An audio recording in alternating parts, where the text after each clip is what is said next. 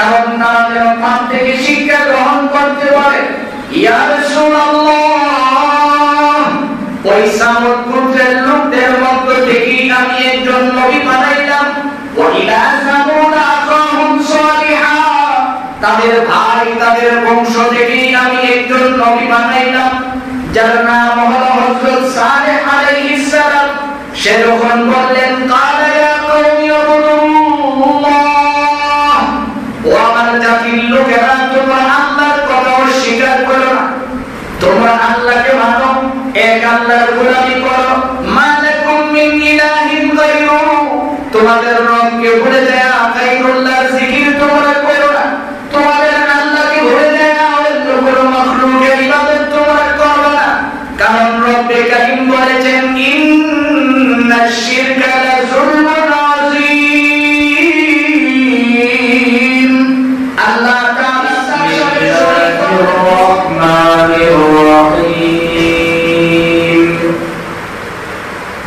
ওয়া ইলা সামুদ আখাহুম সালিহা قال يا قوم اعبدوا الله ما لكم من إله غيره هو أنشأكم من الأرض واستعمركم فيها فاستغفروه ثم توبوا إليه إن ربي قريب مجيب.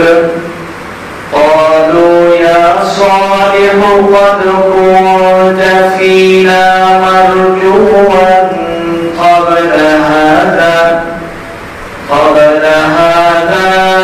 أتنهانا أن نعبد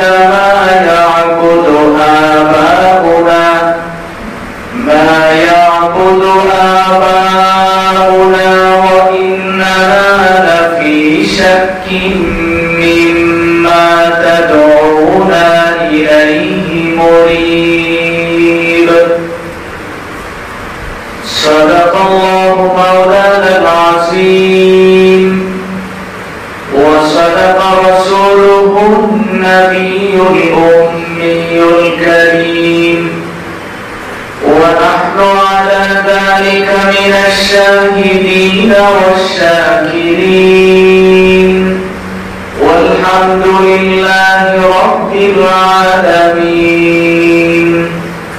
اللهم صل على محمد وعلى آل محمد كما صليت على إبراهيم وعلى آل إبراهيم إنك حميد مجيد. اللهم بارك على محمد وعلى آل محمد كما باركت على إبراهيم وعلى آل إبراهيم إنك حميد مجيد. لا إله إلا الله الحليم الكريم. سبحان الله وبحمده سبحان الله العظيم. سبحانك لا علم لنا إلا ما علمتنا إنك أنت العليم الحكيم. نهاية قلب الاحترام উপস্থিত দেশ ও জাতির কর্মদার ওলামায়ে কেরাম, অত্র এলাকার বিভিন্ন অঞ্চল থেকে আগত ইসলাম ও মুসলিম ভাইরা, মহান রব্বে কারীমের দরবারে অসংখ্য গণিত শুকর আদায় করছি, যিনি অত্যন্ত দয়া করে মেহেরবানি করে আমাদের হায়াতকে দীর্ঘায়িত করে সুস্থ শরীরে পবিত্র জুমার দিনে আল্লাহর ঘর মসজিদে বসে নামাজের পূর্বে কোরআন ও হাদিস থেকে কিছু কথা শোনার তৌফিক দিয়েছেন, এই জন্য আমরা সকলে বলছি আলহামদুলিল্লাহ। আমার ভাই, আমি আপনাদের সামনে পবিত্র কোরআনে কারিমা থেকে সূরা হুদের 61 নং আয়াত থেকে শুরু করে ধারাবাহিক কয়েকটি আয়াত তিলাওয়াত করেছি। আল্লাহ তাআলা যে তিলাওয়াতকৃত আয়াত এবং হাদিসের আলোকে আমাকে ইখলাসের সহিত কিছু কথা বলা এবং আপনাদের সকলকে আমল করার নিয়তে শোনার তৌফিক দান করুন, সকলে বলি আমিন। মোহতারাম ভাই, গত জুমায় আমরা শুনেছিলাম দুনিয়ার জমিনে মানুষ যখন পাপ করতে থাকে, মানুষ তখন এমন একটা অবস্থানে চলে যায় তখন তার পাপকে আর পাপ মনে হয় না। এই পরিস্থিতিতে দুনিয়ার দিকে যখন গজব আসতে থাকে তখন আল্লাহ তৈরি ফেরেশতারা মানুষের জন্য মাগফিরাত কামনা করেন। এই জন্য আল্লাহ তাআলা মানুষকে আসমানি গজব থেকে হেফাজত করেন।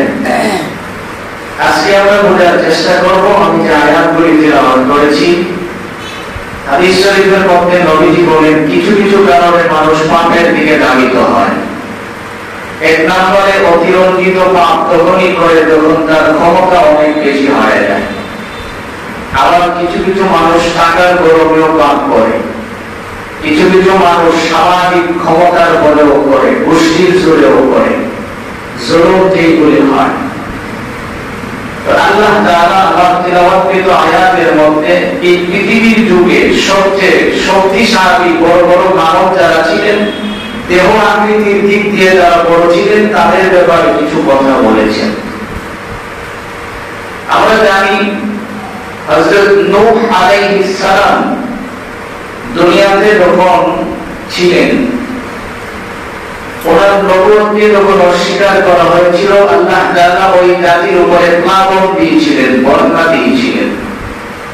প্লাবনের সময় পুরো পৃথিবীটাকে আল্লাহ তাআলা ধ্বংস করে দিয়েছিলেন।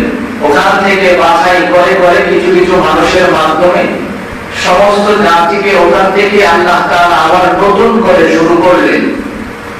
তো ইতিহাস তালাশ করলে তাফসীরের কিতাবগুলির মধ্যে পাওয়া যায় নূহ আলাইহিস সালামের 3 জন ছেলে ছিল। এর মধ্যে একজন হলো হাম, একজন শাম, একজন ইয়াফিস। এই 3 জনের মাঝামাঝি যে ছেলেটা ছিল, মধ্যম ছেলেটা ছিল হযরতে শাম। এই শামের বংশধর থেকে আস্তে ধীরে ধীরে বংশ পরম্পরায় মানুষ বাড়তে লাগলেন। তার বংশটাই আস্তে ধীরে ধীরে বিস্তীর্ণ হতে লাগলো। সেই শামের বংশের মধ্য থেকেই 2টা জাতি পৃথিবীতে আগমন করলেন, যাদের ব্যাপারে আল্লাহ তাআলা আবার তিলাওয়াতকৃত আয়াতে বলেন। এক জাতির নাম হলো আদ, আরেক জাতির নাম হলো সামুদ। আদ জাতিকে আল্লাহ তাআলা তাদের পাপের কারণে ধ্বংস করে দিলেন, পুরো জাতিকে ধ্বংস করে দিলেন। তার 500 বছর পরে দুনিয়াতে আবার সামুদ জাতির আগমন হলো। সেই সামুদ জাতি ছিল শক্তিধর বড় বড় মানুষ, যারা বলেন সকালবেলা নাস্তা খাইতো আস্ত একটা উট, সকালবেলার নাস্তা এই ছিল তাদের খাবার। তাহলে আস্ত একটা উট সকালের নাস্তা, যেখানে আমরা একটা অথবা একটা পরোটা খাই, 2টা কিন্তু শেষ। যেই জাতি সকালবেলা একটা উট নাস্তা খায়, তাহলে এই জাতিটা কেমন ছিল এটা তো কল্পনা করার বোঝায়, ভাষায় বোঝানোর কোনো জিনিস আমার কাছে নাই। আপনি ধারণা করলে বুঝতে পারেন যে যাদের বুক থেকে ওঠার পরে মেশিন স্টার্ট করতে একটা উট লাগে, তাইলে তারা স্বাভাবিক কি পরিমাণে খায়। তো ওদের তুলনায় তো আমরা শক্তিশালী নই। আল্লাহ তাআলা এই জন্য মানুষ 3 কারণে পাপ করেন। এর মধ্যে একটা হলো শরীর যদি ভালো হয়, পাশে সিলের মানুষকে খাওয়া রাখতে হবে, কারণ তার এই চিন্তা মাথায় আছে যে ধাক্কা লাগলে আমার সাথে সে টিকতে পারবে না। যেমন ইতিহাস প্রমাণ করে, আমাদের নবী সাল্লাল্লাহু আলাইহি ওয়াসাল্লাম নবুয়ত বাংলায় এখন রাস্তা দিয়ে হাঁটতেছেন, হঠাৎ করে নবীজি দেখেন বিশাল দেহ আকৃতির এক লোক সামনে। আয়েশা লোকজন তাকে দেখার পরে বিভিন্ন ভাবভঙ্গিমা এত বড় লোক দেখছে, সবার অবস্থান চেঞ্জ, কিন্তু নবীজি স্বাভাবিকভাবে আপন মনে দাঁড়িয়ে আছে, আপনিকে ভালো করে তাকায় নেই, একেবারে স্বাভাবিকভাবে নবীজি আছে। এমন অবস্থায় অনেক সময় দেখবেন যুবক ছেলেরা অনেক সময় গলার মধ্যে যদি সেল লাগায়, স্বর্ণের সেল, দুষ্ট যদি না থাকায় তখন কিন্তু বারবার এরকম বোতাম খুলে, এরপরও না চাইলে দেখবি না কি লাগাইছি। তো যখন দেখছে যে তাকাই না, সামনে দেয়া বলতেছে মোহাম্মদ তুমি আমার ছিল, তুমি কি বলেন না বাবা ছিল না, তো তুমি কে? আমার নাম শুনলে তো সবাই জায়গা প্রচার করে দেয়, তো তাই নাকি? তো হ্যাঁ কি নাম বলো? তোমার নাম রুকানা, তো তোমার কাজ কি? কোথায় মাইক লাগানো? তো মানুষের সাথে আমি মাইক ঠিক করি, আমার সাথে কুস্তিগি, এত বড় কুস্তিগি আর কেউ নেই। এই কথা বলার পর তুমি কি বলে তাই নাকি? তো বিশ্বাস হয় আমার সাথে রাখবো, তুমি কি বলতে রাখলাম, সমস্যা কি? তুমি যদি রাখতে চাও আমি রাখলাম। এখন তার আওয়াজ একটু শুরু হয়ে আসছে যে এই পর্যন্ত আমার সাথে লাগার কথা কেউ বলে নাই, সে কিন্তু বলছে যে তুমি লাগতে চাইলে আমি লাগবো, সমস্যা কি? এখন তো কিছু নাম দিলে সমস্যা, এই জন্য বলতেছে যে আমি সম্পাদী। এখন বাড়িতে রাজা খাওয়া খাইতেছে, তবে স্বাভাবিকভাবে চলতেছে। যেই মাত্র তার দিন আসছে, আল্লাহর নবী আসতে ভিতরে গেছেন, যাওয়ার পরে তাফসীরের কিতাবের মধ্যে পাওয়া যায় নবীজি গায়া আল্লাহ রাসূল সাল্লাল্লাহু আলাইহি ওয়াসাল্লামকে আল্লাহ তাআলা এমন সুন্দর করে বানিয়েছিলেন যে নবীজির সামনে দিয়ে যদি কোনো মঙ্গল মানুষ হাঁটতো তখন ওই লোকের চেয়ে বিশ্ব নবীকে বড় দেখা যেত, সুবহানাল্লাহ। আবার যদি কোনো মানুষ হাঁটতো তার সাথে যখন নবীজি হাঁটতো তখন দেখা যেত যে তার চেয়ে একটু অবাক বা কোনো সময় নবীজিকে দেখা যাইতেন না, আবার আরেকজনের চেয়ে ছোট নবীজিকে দেখা যাইতেন না। আল্লাহ তাআলা বিশ্ব নবীকে এমন ভাবে বানিয়েছিলেন, রুকানার কাছে দেয়া নবীজি গায়ের মধ্যে এইভাবে ধরছে, দুইটা আঙ্গুল দিয়ে যে নিচে ছেড়ে দিছে, তাফসীরের কিতাবে রেখে মালিক যে পড়ছে, এখন দিন পর্যন্ত সে বিছানা থেকে উঠতে পারে না। এখন সামগ্রীর লোকেরা তারা যখন শক্তিশালী মানুষ, তাদের মধ্য থেকে তাদের কাজ ছিল মূর্তি পূজা করা, বিভিন্ন জিনিসের পূজা তারা করে, আল্লাহকে মানে না। এক কথায় আল্লাহকে না মানার যত কাজ আছে সবগুলি তারা করে। এমন অবস্থায় তারা যে এলাকাটার মধ্যে অবস্থান করতেন, মক্কা থেকে 1000 মাইল দূরে, মদিনা থেকে 150 কিলোমিটার দূরে উত্তর পশ্চিম দিকে পাহাড়ের গিরিপথে যারা থাকে, বড় বড় পাহাড়ের এলাকায় থাকে, পাহাড় কাইটা সুন্দর করে করে তারা ঘর বানায় এর ভিতরে থাকে। তাহলে কি পরিমাণের তাদের শক্তি, যে পাথর কাটে তারা মাটির মতো। আমরা যেভাবে মাটি গঠন করি তারা এইভাবে পাথর কাইটা গঠন করে বিশাল আকৃতির ঘরগুলি বানায় বানায় তারা ওখানে বাস করে। ওরা যখন আল্লাহকে অস্বীকার করতে লাগলেন, আল্লাহ তাআলা তাদের পক্ষ থেকে, তাদের গোত্রের লোকদের থেকে আল্লাহ তাআলা একজনকে নবুয়ত দান করলেন, যার নাম হলো হযরত সালেহ আলাইহিস সালাম। উনি যখন যায় তাদেরকে বললেন, দেখো তোমরা তো গায়ের শক্তির বলে আল্লাহকে অস্বীকার করো, তো শরীরের মধ্যে যে শক্তিটা থাকে এই শক্তিটা তো আল্লাহই দান করেন, এই শক্তি তো আল্লাহই দেন। আল্লাহ তাআলা চাইলে মুহূর্তের ভিতরে তোমাদের শক্তি একেবারে সঙ্গে সার করে দিতে পারেন, কারণ মালিক তো তোমাদের পূর্বে, এই তো তোমাদের 500 বছর পূর্বে 8 গোত্রের লোকদেরকে আল্লাহ তাআলা ধ্বংস করছেন। কাজেই তোমরা ওই ধ্বংসের দিকে যাও না, এখনো সময় আছে, আল্লাহর দিকে ফেরত আসো।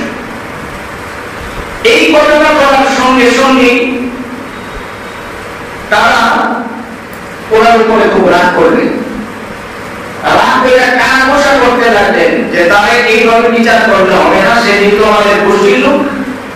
একটা দিন ধার্য করলেন, দিন তারিখ করলেন যে এমন দিন আমরা সবাই একত্রিত হব। তাদের গোত্রের 9 জন বড় বড় লিডার সমাবেশ ডাকলেন, হাজার হাজার মানুষ একত্রিত হলেন। সমস্ত মানুষগুলির সামনে যখন একত্রিত হয়ে গেলেন, যাওয়ার পরে ওনাকে ডাকলেন। হযরত সালেহ আলাইহিস সালামকে তারা দায়িত্ব নিলেন যে আমরা এখন সবার সামনে তাকে জিজ্ঞেস করবো সেইগুলি কেন শুরু করবে, সে কেন আল্লাহর কথা বলে, সে কেন এই কথাগুলি আমাদেরকে শোনাবে। আমরা বাপ-দাদাদি ঘরে চলে আসছি, ঘরে চলতে চাচ্ছি, কেন আমাদের বিরুদ্ধচারণ করবে। দায়িত্ব নিছে। সবাই কথা বলার আগেই সালেহ আলাইহিস সালাম দাঁড়ায় ওই আগের সুরে সরিয়ে রেখে আগের দাওয়াত দেওয়া শুরু করলেন। আল্লাহ তাআলা বলেন, وَإِلَى ثَمُودَ أَخَاهُمْ صَالِحًا قَالَ يَا قَوْمِ اعْبُدُوا اللَّهَ مَا لَكُمْ مِنْ إِلَٰهٍ غَيْرُهُ هُوَ أَنشَأَكُم مِّنَ الْأَرْضِ وَاسْتَعْمَرَكُمْ فِيهَا فَاسْتَغْفِرُوهُ ثُمَّ تُوبُوا إِلَيْهِ إِنَّ رَبِّي قَرِيبٌ مُجِيبٌ।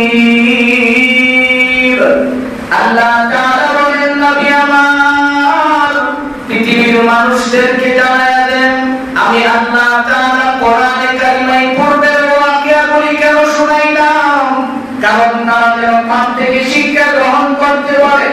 ইয়া রাসূলুল্লাহ, ওই সামুদ গোত্রের লোকদের মধ্য থেকে আমি একজন নবী বানাইলাম।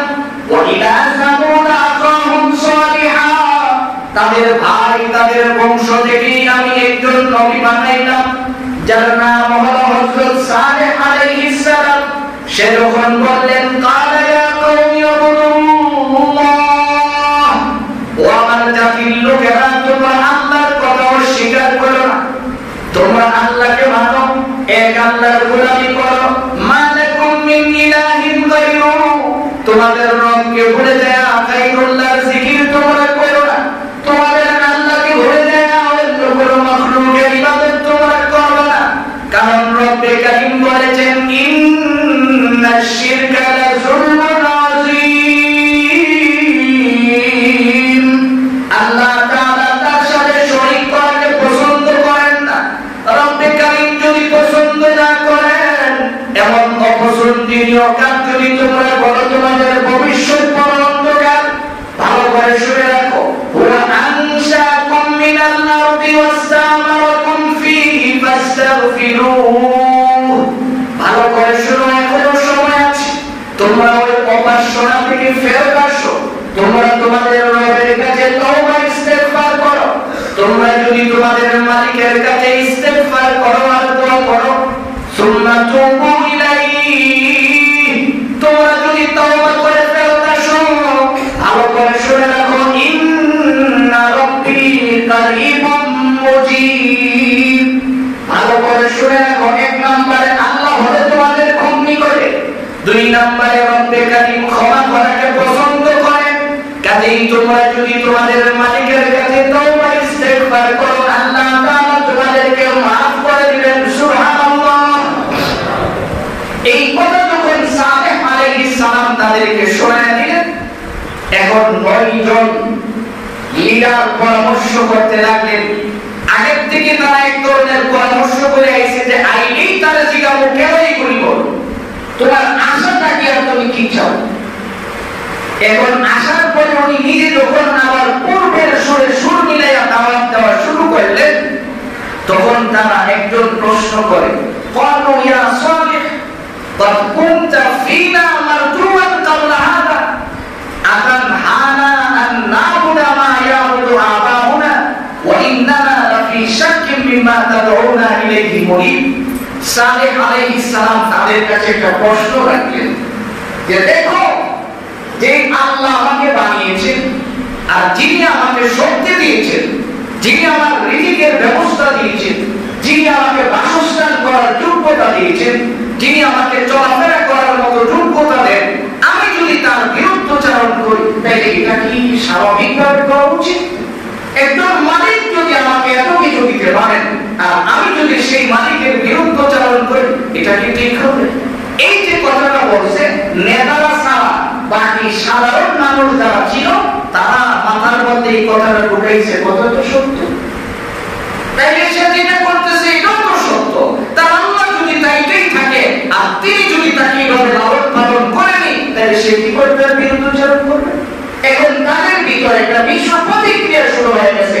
মানুষের কিছু কিছু মানুষের হৃদয়ে কথাটাকে অ্যাকশন করাইছেন আল্লাহ, মানুষগুলির মধ্যে একটা ডিভাইড তৈরি হয়ে গেছে। তারা এখন বিভিন্ন প্রশ্নের সম্মুখীন হয়ে গেছে। লিডাররা যখন দেখলো যে তাদের শ্রমিক যাদেরকে দল নেতা আছে সালেহের বিরুদ্ধে কাজ করলো, এখন তারাই তো একটু ডানে বামে করে চলে।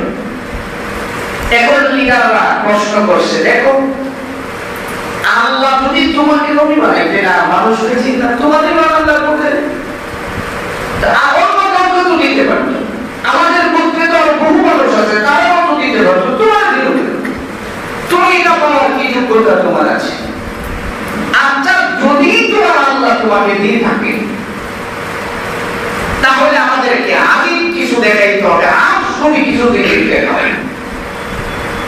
সালেহ আলাইহিস সালাম তখন তাদেরকে বললেন, দেখো ক্বালা ইয়া কওমি আরাইতুম ইন কুনতু আলা বাইনাতিন মির রাব্বি ওয়া আতানি রাহমাতান ফামান ইয়ানসুরনি মিনাল্লাহি নাসাইতু ফামা তাজিদুনানি গায়রা তাকসীর ওয়া ইয়া কওমি হাযিহি নাকাতুল্লাহি লাকুম আয়াতান ফাদারুহা তাকুল ফি আরদিল্লাহ ওয়া লা তামাসসুহা বিসুইন ফায়াখুযাকুম আযাবুন তারীম। শুনো, আল্লাহর কাছ থেকে যদি তোমরা না মানো এটা তোমাদের ব্যাপার, আর যদি আল্লাহর কাছ থেকে কোনো কিছু তোমরা চাও, নিদর্শন দেখতে চাও যে আল্লাহ এক আর আমাকে আল্লাহ নবী বানাইছেন, এটার প্রমাণ স্বরূপ যদি তোমরা কিছু চাও, প্রমাণ পাওয়ার পরে যদি না মানো তাহলে কিন্তু আযাব খুব নিকটে, খুব তাড়াতাড়ি তোমাদের উপরে আযাব চলে আসবে। কাজে বুঝে শোনা বলো যে প্রমাণ নিবা কি নিবা না। যদি প্রমাণ নিতে চাও তাহলে কিন্তু আল্লাহকে মানতে হবে, আর যদি না মানো তাহলে আযাব কিন্তু তোমাদের জন্য খুব নিকটে আছে, খুব তাড়াতাড়ি চলে আসবে। এখন তোমরা বুঝে শোনা বলো। নেতাগুলি এক বাক্যে দাঁড়িয়ে বলছে না প্রমাণ চাই, প্রমাণ। কোথায় কি প্রমাণ দেখতেছো? তো এই যে বড় একটা পাহাড় দেখতেছো, পাথরের বিশাল বড় পাহাড়, এই পাহাড় থেকে আমাদেরকে লাল রঙের অনেক বড় সড়ো একটা উটনি দিতে হবে 10 মাসের গাভী। যে উটনিটা ওখান থেকে বের হয়ে আইসেই বাচ্চা দিবে, আর বাচ্চা দেওয়ার সাথে সাথে দুধ দেওয়া শুরু করবে, আমরা এটা দুধ খাবো। মানে তাদের ইচ্ছা হবে এমন কথা বলবো যে এই কাজ কোনোদিন সম্ভব হয় না, আর এই কাজ করতেও পারত না, না পারলে আমাদের সামনে আর নবীও দাবি করতে পারবে না, আমরা বেঁচে গেলাম। কিন্তু তাদের এই কথা জানা নাই যে সবকিছু কে করেন? আল্লাহ। সবকিছু আল্লাহ তাআলা মুহূর্তের ভিতরে করতে পারেন। এই জায়গা থেকে মুফাসসিরিন কিরাম খুব সুন্দর একটা শিক্ষা দিয়েছেন। হযরত সালেহ আলাইহিস সালাম তাদেরকে বলেন, প্রমাণ তো চাও, ঠিক আছে আমাকে 2 মিনিট সময় দাও। আমাদের নবীও বলেন যে তোমাদের কোনো কিছুর সম্মুখীন যদি তোমরা হয়ে যাও, কোনো কিছুর প্রয়োজন হয়, মুসিবতে পড়ে গেছো, আর কিছু দরকার নাই, ওযু বানায় 2 রাকাত নামাজ শুরু করে দাও। নামাজে দাঁড়ায় যাও, দেখবে আল্লাহ তাআলা তোমাকে খুব সহজ করে দিবেন, এত সহজ করবেন যেটা তুমি কল্পনাও করতে পারবে না। অনেক কঠিন জিনিস তোমার সহজ হয়ে যাবে। এই জন্য আকাবির দিন যারা ছিলেন তারা সালাতুল হাজত নামাজকে খুব গুরুত্ব দিয়ে পড়তেন। পরীক্ষা দিবা যাওয়ার আগে 2 রাকাত নামাজ পড়ে বাড়ি থেকে বের হও। ইতিহাস সহজ করে দেখো না, তোমার পূর্বে যারা ছিল তোমার আকাবির, তারা তো এই কাজ করতেন। ব্যবসার কাজে যাবেন, মা বাবার থেকে দোয়া নিয়ে বাড়ি থেকে বের হইতেন, আর তুমি বের হওয়ার সময় কার কাছ থেকে দোয়া পেয়ে যাও? আমার থেকে তুমি ভালো জানো যে তুমি কাকে বলে যাচ্ছ আর কোথায় যাচ্ছ। এই জন্য মুহতারাম ভাই যে কথা বলতেছিলাম, সালেহ আলাইহিস সালাম নামাজে দাঁড়িয়ে গেলেন, নামাজ আদায় করলেন, নামাজ শেষ, সালাম ফিরাইলেন। সালাম ফিরানোর সঙ্গে সঙ্গে হযরত জিবরাইল ফিরিস্তা আয়েশা টক করে পাহাড়টার উপরে একটা ধাক্কা মারলেন। কিভাবে ধাক্কা দিলেন জানা ছিল?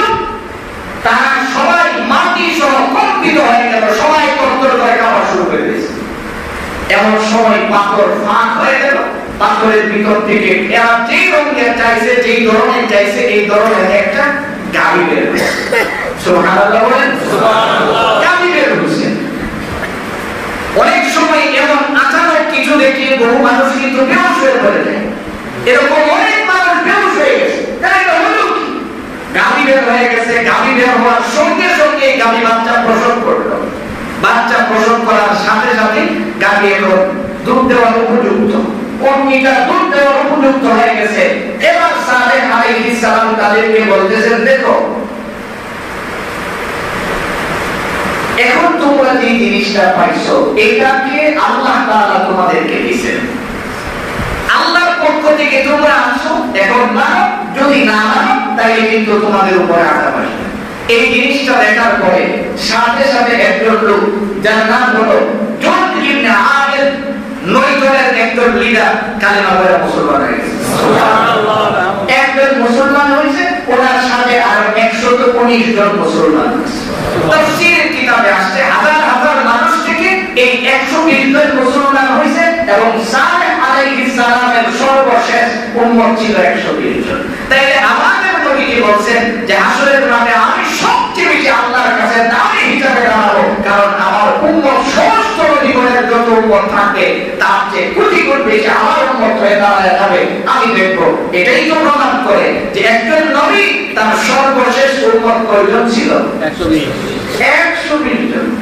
আমরা তো সাহেবটি কত মানুষ আছি, এগুলো বলবা দিয়ে শেষ করা যায় না। তা আমাদের নবীকে আল্লাহ তাআলা যে স্পেশাল অনেক জিনিস দিয়েছেন সহজভাবে আমরা বুঝতে পারি। হযরত সালেহ আলাইহিস সালাম এই জিনিসটা দেখার পরে যখন কালিমা পড়ে মুসলমান হয়ে গেলেন, তদানীন্তন সময়ে জুনদ ইবনে আমির একজন লিডার মুসলমান হইয়া তার সাথীদেরকে বললেন, মুসলমান হয়ে যাও না, এই যে দেখো না এত সুন্দর করে, উনি দেখেন তো দিলেন সে যে নবী, তার তো প্রমাণ পেয়ে গেছি, তাইলে মুসলমান হইতে সুবিধা কি?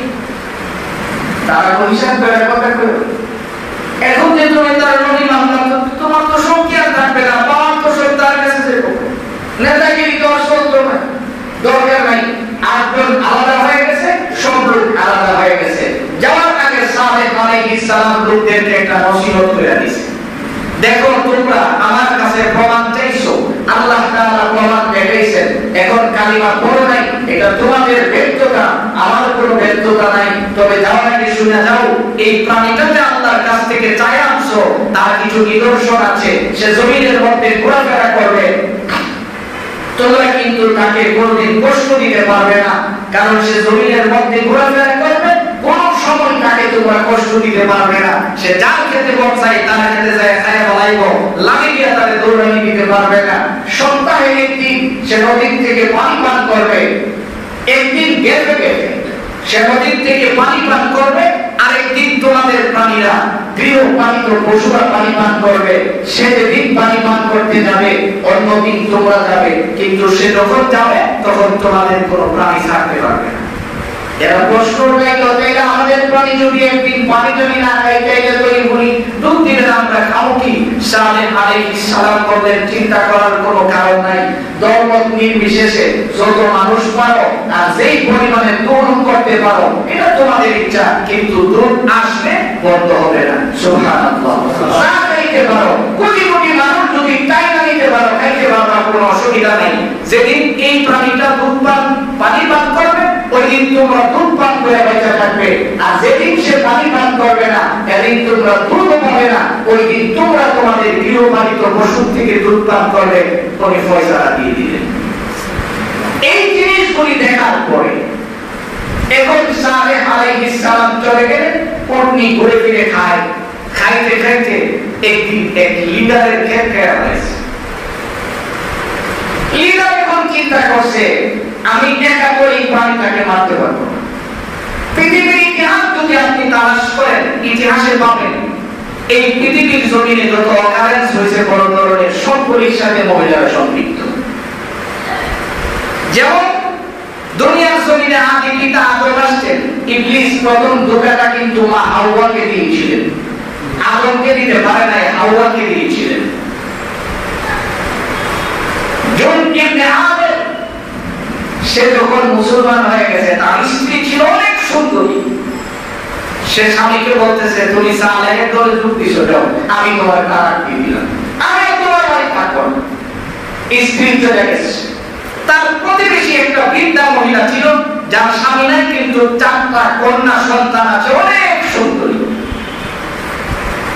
এই দুই মহিলা একত্রিত হয়ে সিদ্ধান্ত নিয়েছে যে কোনো ভাবে এই সালেহ যে উট আনছে আসমান থেকে উঠারে ফেলে ফেলে বাচ্চা সহ কদর করে ফেলাইতে হবে, এটাকে রাখা যাবে না। কেন? কারণ এইগুলি যদি রাখে দেয় এটা সালেহের নিদর্শন, আমরা কি পেলাম? আর এটা মানুষের খাবার খায় এইরকম করে করে খুঁজতে খুঁজতে নৌজওয়ান দুইটা ছেলেকে বের করছে। দুইটা ছেলেকে বের করছে, একজনের নাম হলো কেদার আর একজনের নাম হলো মিকদাদ। এই দুইটা ছেলেকে মাসদাদ এবং কেদার দুইটা ছেলেকে বের করে। জুন ইবনে আমিরের স্ত্রী বলছে, দেখো আমি খুব সুন্দরী, আমি স্বামীর বাড়ি থেকে চলে আসছি কোটি কোটি টাকার মালিক। কেদারকে বলতেছে, তুমি যদি সালেহের উট এবং বাচ্চাটাকে হত্যা করতে পারো তাহলে আমি তোমার কাছে বিবাহ করব, আমাকেও পাবে, আমার কোটি কোটি টাকার সম্পত্তিও তুমি পাবে। এই কথায় কেদার রাজি হয়ে গেলেন। রাজি হওয়ার পরে ওই যে বৃদ্ধা মহিলা সে মাসদাদকে ডাইকা নিয়ে বলতেছে, আমার 4টা সন্তান আছে, এই 4টা মেয়ের মধ্যে তোমার যাকে পছন্দ হয় আমি তাকেই তোমার কাছে দিয়ে দিব, কিন্তু শর্ত হলো তুমি সালেহের উট এবং বাচ্চাকে মারতে হবে। এই সিদ্ধান্ত দিলেন দুইজনকে, তারা সম্পদও পাবে। ওই যে আল্লাহ তাআলা বললেন যে পৃথিবীর জমিনে মানুষ জুলুম করতে আসে কয়েকটা কারণে, এর মধ্যে একটা হলো সম্পদের কারণ। এই দুইজনের ভিতরে সম্পদের রূপ যখন 100% ঢুকে গেল, তারা তাদের সাথে আরো 7 জনকে নিলেন সঙ্গী।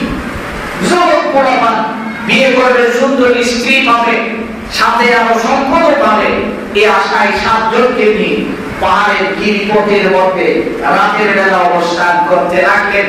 যে উন্নীত স্বাভাবিক মানুষের এলাকাতে ঘুরে ঘুরে রাতের বেলায় পাহাড়ে নিয়ে অবস্থান করে, সেই পাহাড় থেকে তারা বের হয়েছিল, ওই পাহাড়ে অবস্থান করে। সেই পাহাড়ে যাবে, যাওয়ার সময় কেদার খুব তীরন্দাজ, তীর মারতে পারতেন খুব সূক্ষ্মভাবে, তার তীর কোনো বিষয় না, দূর থেকে তীর মারবেন।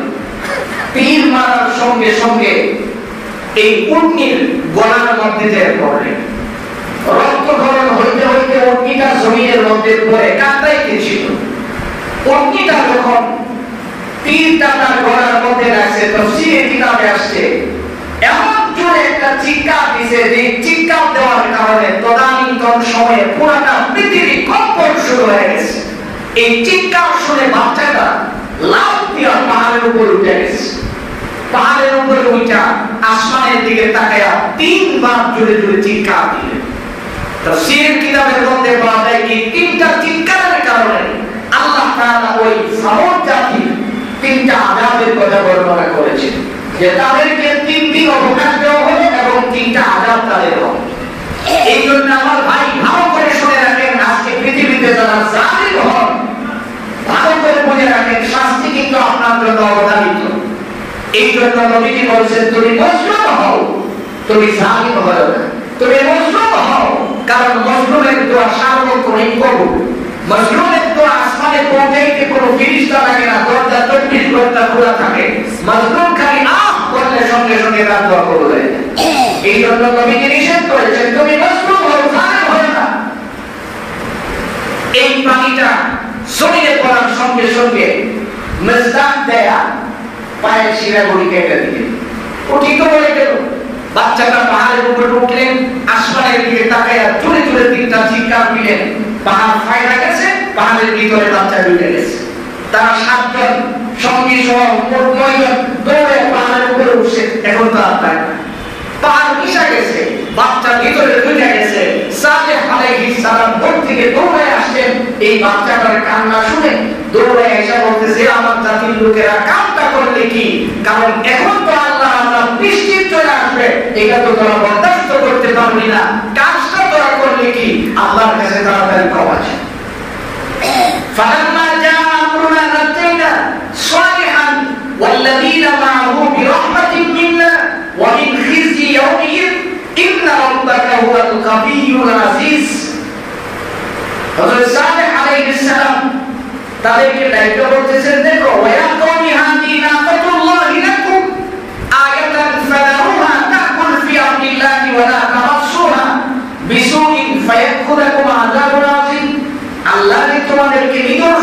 তাদের এই পানিটা দিল, এটা জমিনে নিরাপদে ঘুরে বেড়ানোর কথা ছিল, তোমরা তাকে হত্যা করে ফেলছো।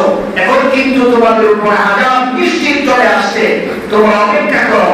ফাকারুহা ফাকালা তামাত্তাউ ফি দারিকুম সালাসাতি আইয়াম। আল্লাহ তাআলা সালাসাতি আইয়াম, আল্লাহ তাআলা তোমাদেরকে 3 দিনের অবকাশ দিবেন।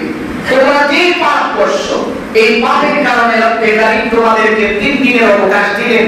তোমরা তাড়াতাড়ি এখনো সময় আছে, আল্লাহর কাছে তওবা করো। যদি 3 দিন শুরু হয়ে যায় তাহলে কিন্তু আর তওবা করলে কাজ হবে না, কারণ তওবার একটা নির্ধারিত সময় থাকে, নির্ধারিত সময় মিস করে ফেললে আর কাজেও কাজ হবে না। এই কথা বলার সঙ্গে সঙ্গে এখন তারা দল বাইনা আইসা বসকারি শুরু করছে। আইসা বলতেছেন, কইছো আল্লাহর আযাব হইব আমাকে, তোমার আল্লাহর কই তাড়াতাড়ি বেলায় তো কি আমার জীবনটা আল্লাহর দেখা আছে। এই যে আমাদের দেশে যখন প্রথম করোনা আসছিল, একজন কিন্তু বলেছিল করোনা আমাদের দেশে আসতে পারবে না, মোকাবেলা করার ব্যবস্থা আমার আছে। তাই কিন্তু সবার আগে করে ঢুকছে, যেটা করেছি এটা সবার আগে ঢুকছে। এই জন্য আমাদেরও দেখা আছে, ভালো করে মনে রাখতে হবে, আল্লাহ যদি কখনো কোনো জিনিস দেয় এটা কিন্তু আল্লাহ প্রদত্ত মাসুক। আমরা মুসলিম হিসাবে আল্লাহর কাছে কান্নাকাটি করি, আমাদের মাসুক বাচ্চা করি আল্লাহর কাছে, কোরআন পড়ে পড়ে কাঁদে। এই জন্য আল্লাহ তাআলা আমাদেরকে হিফাজত করেন। এখানে বাতিলের কোনো বিষয় না, আল্লাহর কাছে তওবা করা হলো মূল কাজ। কারণ আল্লাহ আযাব দিয়েছেন, নিয়ে যাবেন আল্লাহ। আমাদের কাজ হলো আল্লাহর কাছে তওবা করা। বাহাদুরি যদি আমরা করি, সেই সামত জাতীয় কিন্তু বাহাদুরি করে বাঁচতে পারে নাই, আর আমরা তো কিছুই না, ওদের তুলনায় তো আমরা কিছুই না। যেই মাত্র ওরা উল্টা কথা বলতে লাগলেন, বলি তোমার আল্লাহ না আযাব দিব, এইটুকু। এবার হযরত সালেহ আলাইহিস সালাম বললেন, আল্লাহ তোমাদেরকে 3 দিনের অবকাশ দিয়েছেন, আল্লাহ তাআলা আমাকে বলে দিয়েছেন ফাকারুহা ফাকালা তামাত্তাউ ফি দারিকুম সালাসাতা আইয়াম যালিকা ওয়াদুন গায়রু মাকযুব। হযরত সালেহ আলাইহিস সালাম ডেকে বলেন, জাতির লোকেরা শুনো, রব্বে কারীম যে তোমাদেরকে 3 দিনের অবকাশ দিয়েছে। 3 দিনের মধ্যে প্রথম দিন তোমাদের চেহারাটা হলুদ বর্ণের হয়ে যাবে, দ্বিতীয় দিন তোমাদের চেহারাটা লাল বর্ণের হয়ে যাবে, তৃতীয় দিন তোমাদের চেহারাটা কালো বর্ণের হয়ে যাবে, চতুর্থ দিন আসার আগেই তোমরা মুখ থুবড়ে জমিনে পড়ে সবাই মৃত্যুবরণ করবে। এই কথা যখন সালেহ আলাইহিস সালাম বললেন, পরে আবার বলে তোমার আল্লাহর আযাব কোন দিন থেকে শুরু হবে বলো। সালেহ আলাইহিস সালাম বললেন, আগামী বৃহস্পতিবার থেকে তোমার আযাব চলে আসবে, তার আগেই তোমরা তওবা করার চেষ্টা করো। পরে আবার অপেক্ষা করতেছে, আযাব দেখবেন বৃহস্পতিবার দিন যখন শুরু হয়ে যায়। তাফসীর কিতাবের মধ্যে লেখা হয়, পৃথিবীর মানুষ শুনো, সালেহ আলাইহিস সালামের কওমের লোকদের চেহারা যখন হলুদ বর্ণের হয়ে গেল, সবাই থেকে একেবারে সবার চেহারা হলুদ হয়ে আছে, কেবলমাত্র 120 জন মানুষ ব্যতীত, যারা সালেহ আলাইহিস সালামের হাত ধরে মুসলমান হয়েছে। এবার রাতের বেলা কত বড় নাফরমান জাতি চিন্তা করে, একত্রিত হয়ে চিন্তা করে, আমরা যদি মরেই যাই তাহলে তাদেরকে আমরা কালাম কি 120 জন যারা আছে তাদেরকে মেরে ফেলাবো, ওরা আর বাঁচতে দিব না। তারা এবার সিদ্ধান্ত নিয়েছে, হলুদ বর্ণের যখন আমাদের হয়ে গেল, নিশ্চয়ই আযাব শুরু হয়ে গেছে, কাজেই আমরা নিজেরা মরবো না, তাদেরকেও মারবো, তাদেরকে মেরে ফেলবো। এই সিদ্ধান্তটা নিল বড় বড় 9 জন লিডার। রাতের অন্ধকারে সালেহ আলাইহিস সালামের বাড়ির সামনে যখন যাইতে লাগলেন 9 জন লিডার, পাহাড়ের উপরে সালেহ আলাইহিস সালাম অবস্থান করেন। গিরিপথের মধ্যে যাওয়ার পর আল্লাহ তাআলা ডেকে বলেন, জিবরাইল, বহু সুযোগ দিয়েছি আর দেওয়া যায় না, জমিনটাকে একটু নাড়া দাও। জিবরাইল বলেন, আল্লাহ, এটা তো আমার কাজ না, এই জমিন নাড়ানোর জন্য একজন ফেরেশতা আছে যার নাম হলো ইসরাফিল। সে যদি তার বাঁশিতে ফু মারে জমিন তো অটোমেটিক নড়তে থাকবে। আল্লাহ তাআলা ডেকে বলেন, জিবরাইল, আমি তো পুরো জমিন ধ্বংস করতে বলি নাই, তুমি নাকি তোমার একটা আঙ্গুল দিয়ে পাহাড়টার মধ্যে ভালি দিয়ে দাও। পৃথিবীর মানুষ ভালো করে শুনে রাখো, মুফাসসিরিন কিরাম লিখেন জিবরাইল যখন তার আঙ্গুলটা লাগাইলেন পাহাড়টা তুলার মতো উড়ে গেল। পাহাড়টা ভেঙে ভেঙে তাদের উপরে যখন পড়তে লাগলেন, এই 9 জন লিডার মাটির নিচে পড়েই শেষ। সকালবেলা তারা উঠলেন, দ্বিতীয় দিন তাদের চেহারা লাল বর্ণের হয়ে গেল। লোকজন সিদ্ধান্ত নিল আমাদের 9 জন লিডারকে হত্যা করে দেন।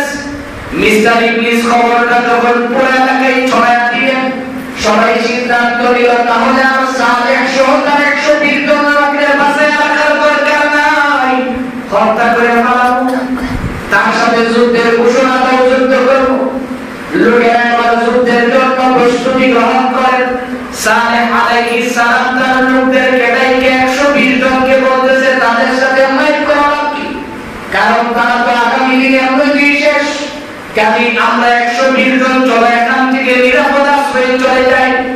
সালেহ আলাইহিস সালাম তার লোকদেরকে নিয়ে পাহাড়ের চূড়ায় উঠলেন। তৃতীয় দিন যখন সকালবেলা তাদের ঘুম ভাঙল, জেগেছে কালো বর্ণের হয়ে গেছে। চতুর্থ দিন যখন সামনে হাজির হয়ে যায়, ঘুম থেকে ওঠার আগেই দেখে জমিনটা তরতর করে কাঁপতেছে, এমন ভাবে ঝড় হাওয়া হচ্ছে, এমন ভাবে ঝড় শুরু হয়ে গেছে। এই ঝড়ের কারণে তারা সামনে ভাবতে পারে না, উল্টায় জমিনে পড়ছে। জমিনে পড়ার সঙ্গে সঙ্গেই তাদের মুখ নিচের পিঠ হওয়ার উপরে, এমন অবস্থায় পুরো কওমটাকে আল্লাহ তাআলা নিষ্পেষণ করে দিলেন। এই জন্য রব্বে কারীম বলেন, ইয়া রাসূলুল্লাহ, পৃথিবীর মানুষদেরকে বলেন এই সালেহ আলাইহিস সালামের পুত্রের ওয়াকিয়া আমি জন্য আপনাকে শোনাইছি। কারণ পৃথিবীর জমিনে কয়েকটা কারণে মানুষ জালিম হয়ে যায়, এর ভিতরে একটা কারণ হলো শক্তি যদি শরীরের মধ্যে থাকে তখন কিন্তু মানুষের উপরে জুলুম করতে থাকে। এই জন্য আল্লাহ তাআলা বলেন, নবী আমার আপনি পৃথিবীর মানুষদেরকে বলেন তারা যেন কোনোদিন জালিম না হয়, তারা যেন মাজলুম হয়। আরেকজন তাদের উপরে জুলুম করবে, এতে তারা আল্লাহর কাছে দোয়া করবে, তাদের মর্তবা বাড়বে। কিন্তু যদি জালিম হয় তাহলে তার কিন্তু সব শেষ। এই জন্য আমার ভাই, আমরা কত সময় এই ঘটনা শুনতেছিলাম যে মানুষ পাপ করতে করতে এমন একটা অবস্থায় চলে যায় যেখানে যাওয়ার পরে তখন পাপ আর পাপ মনে হয় না। আজকে আমরা এই কয়েকটা আয়াতের মাধ্যমে এই জিনিসটা বুঝতে চেষ্টা করলাম যে পাপ তখনই মানুষ করে যখন তার শরীরের শক্তি বাড়ে, যখন তার ক্ষমতা অনেক দেখে। এই জন্য মুফাসসিরিন কেরাম লিখেন, পৃথিবীর মানুষ শুনো, তোমার যে বহু শক্তিশালী মানুষ ছিল যারা মুহূর্তের ভিতরে শেষ হয়ে গেছে, যারা এত শক্তি করে মানুষ ছিল, এখন আপনি গুগলে চালিয়ে দেখতে পাবেন সেই আকৃতিগুলি এখনো রয়েছে। যে পাহাড় ঘুরে ঘুরে তার ভিতরে বিশাল বিশাল অট্টালিকা বানায় থাকতো, পান তাদের হাত থেকে মাটির মধ্যে বের হয়ে আসতো, এবং শক্তিশালী মানুষগুলির উপর আল্লাহ তাআলা মুহূর্তের ভিতরে শেষ করে দিয়েছেন। এই জন্য আপনি আমাকে শেষ করা তো এটা সময়ের মাত্র ব্যাপার। এই জন্যই ওই জুলুমগুলি আসার আগে আগেই আমাদের উপরে